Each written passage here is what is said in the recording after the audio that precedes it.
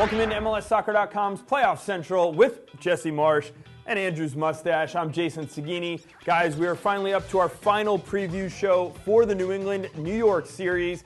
And after this, everything will be said on the field. We asked fans for feedback and questions, so let's get right into them. And we're going to start by reading two tweets that go in two opposite directions here. At Noses Malone, I like that name, says, I don't think the New England-New York series will be as close as people think. New England Revolution run away with it, in my opinion. Thoughts? Hold your thoughts, because I want to also read this one. The Momo242. Is that your mustache? Yeah, maybe in disguise. He tweets now and then. The Momo242 asks, is New England the biggest underdog of the Final Four? So it seems like we have two people who think differently of the Revolution here. Yeah, and I'm not going to agree with Noses or Momo. I don't think it's either. I don't think it's that easy to peg one as the favorite and one not. I do think New England has a slight edge in this series, Jesse. It's on form. It's the way they play. I think their back line, what they want to do on the field, is a little bit more secure than in New York. But I don't think it's a matter of them being a heavy favorite. And I don't think that they're an underdog either. I don't know where that moniker would come from. Well, I think they might be an underdog simply from a salary structure, and that being without Jermaine Jones, so before they got him, they paid their players the least in the league. Even with Jermaine Jones, they're significantly under the other three teams left in the playoffs. But I look at it more as, what will this game look like? If this game has high tempo and is up and down and is about running and athleticism, I give New England the edge, okay? And so I'd give them a favorite in that sense. But if the game's more methodical, if you see Dax McCarty on the ball a lot, if New York has possession a lot, then I think you see that New York's the favorite. So I think it's more about what the game will look like. All right, plenty more questions to get to, so let's move on. Who will be the best player in the New York-New England series? That comes from @EdWep. And I'm going to tweak this question a little, and I'm going to ask you, for each team, who needs to be the best player for that team to advance? And Jesse, I'll start with New England. Yeah, when you look at New England, it's Lee Nguyen, and he makes them tick. And when he's on the ball, that's where their creativity comes from. And I think playing against New York, he's really good at operating in gaps.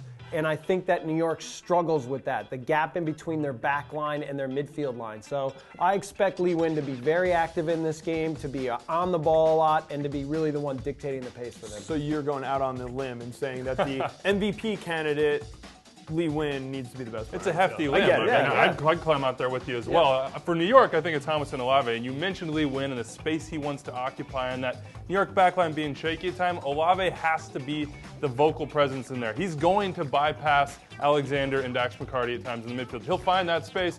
We saw Columbus. They didn't push up. They weren't aggressive. They let him run into those spaces. Then he has the pass. Then he has the shot. And we've seen what he's done with those. I think it's Thomas and Olave.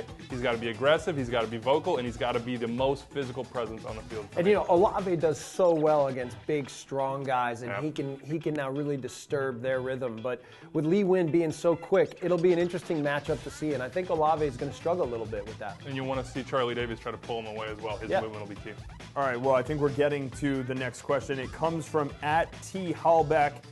He asks, this is a good one, Jesse. I'm probably going to ask it in both previews because he was pretty open about it. What is the biggest tactical weakness for each of the remaining teams? Obviously here we're talking about New England and New York.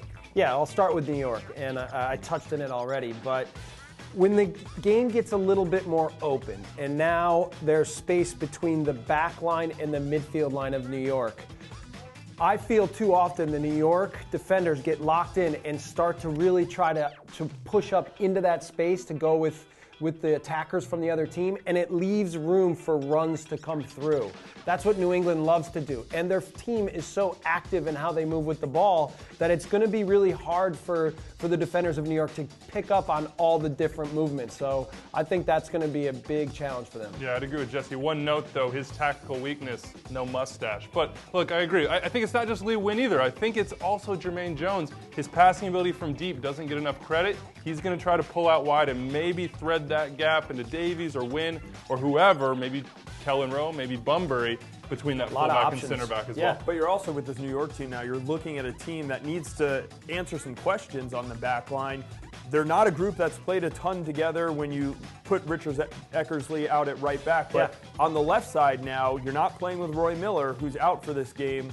What are you doing in that spot, and then how does it affect the team? Yeah, it's a good question. There's Oyango they can play on the left. They can play Kimura on the right and move Eckersley to the left. They can play Duval on the right and move Eckersley to the left. So they do have some options, but they need to figure out what they're going to do and make sure that it's ironed out, because that back line is going to be challenged. Yeah, I'm going to say Oyango, because I think at home they've got to try to push for goals.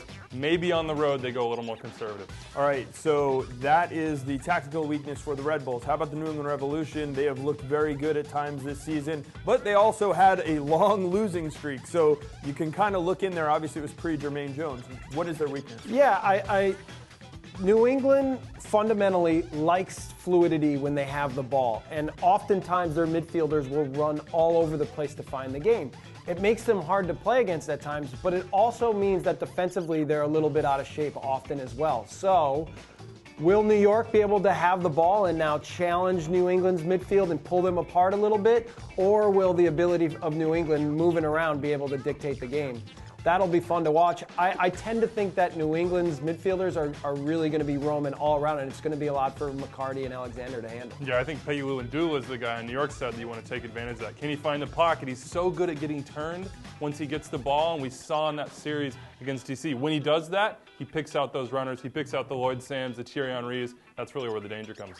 All right, time to get to some predictions as we look towards the first leg of this series, but then we'll want to see how we think that's going to affect the second leg, of course.